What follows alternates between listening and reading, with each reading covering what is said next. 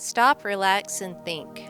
This resource is available at nationalautismresources.com. All of these items are designed to help students work on self-regulation and impulse control. The goal is to help your students practice how to stop, relax, and think. This program works best with kids ages 6 to 12. So it comes with several items. You can buy this together. It has a workbook, a game board, and a card game, or you can buy them separately. The first is a workbook. Its goal is to help kids learn thinking, emotional, and physical skills that will help them with impulse control. So the main idea is to stop, relax, and think so you can make some good choices. This has 8 sections. The first one is learning how to organize tasks and activities, focusing and completing one task at a time, listening and following instructions, remaining calm in difficult situations, remembering what's expected of you, quiet activities you can do that won't disturb others, and thinking about consequences before they happen. And also, finally, behaving appropriately in given situations. So each section has several activities that are designed to help your student practice these new skills. Nice illustrations. It's kind of a fun and engaging way to work on learning how to stop, relax, and think. Another component of this program is a card game. This card game can be played in several different ways, so you can move from more complex play as your students become more familiar with the stop, relax, and think idea. The goal of this game is to make 3 matches, and each player is dealt 6 cards, and the rest are left in a draw pile. So cards include feeling cards, so here you can see there's some happy, mad, scared, sad.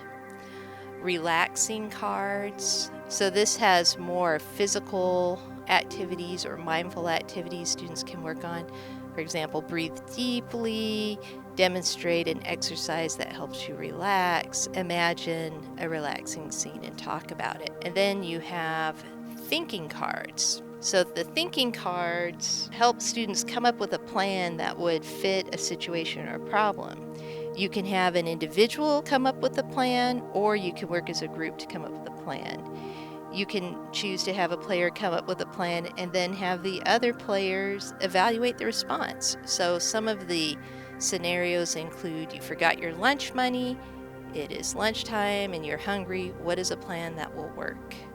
Someone lies to you about something important. What plan will produce good feelings? You want to go somewhere with your friend right now. Your parents want you to clean your room first.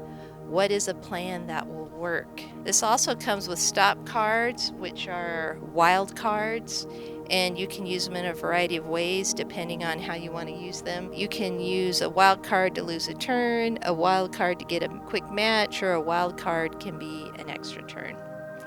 This also comes with several blank cards. This allows you to introduce more feeling words or talk about new relaxation techniques, or you can write out a specific problem that one of your students is struggling with so that you can explore it in a fun, relaxed game format. There's also instructions on how to use this game effectively with older players.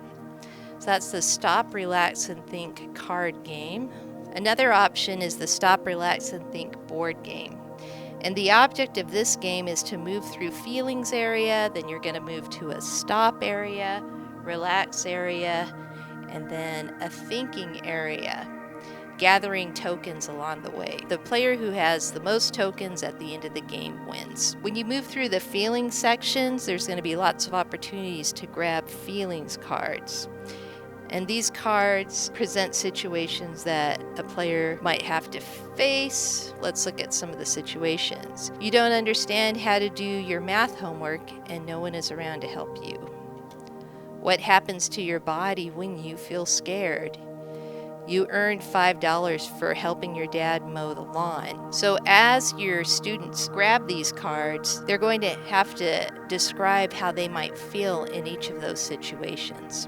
After that, you move to the stop section, And the stop section is a little bit different and it's kind of fun. When you reach the stop section, each player gets to roll an 8-sided dice and then look at the corresponding number on the stop card, and they have to act it out until another player says stop. So if they roll a 6, they have to sing a song. If they roll a 5, they have to count 10 over and over until another player says stop. This helps your students practice behavior cessation. This is a great way to practice learning how to stop, learning how to quickly disengage in an activity. And it's a great time to talk about the benefits of stopping. Then we move over to the relax section, and the relax section includes a variety of relaxation techniques students can practice when they land on a space. So that might be, think of puffy white clouds. Breathe deeply 3 times. Say calmly, I can relax. And as they engage in these activities, your students will get token rewards. And so that's sort of the way to motivate them to stay engaged in each of these activities. Finally, we move into the think zone. And the think section includes several activities designed to have players pause and think through their next steps. The ability to pause and think is vital for developing self-control. Again, there's different cards to choose from that have different scenarios. Let's look at a couple of them. Your little sister keeps bothering you. What can you do that is safe and fair? You threw your brother's frisbee on the roof and decided to stack up some chairs to try and reach it. Are there any problems with this plan? This card set also includes blanks, so you can come up with some of your own scenarios so that you can, again, customize the game for your particular students you're working with. This set was designed to help your students also recognize that there's consequences to your actions. You can make a good choice or you can make a bad choice. You can make a choice that's going to build relationships, or you can make a choice that could cause problems in relationships.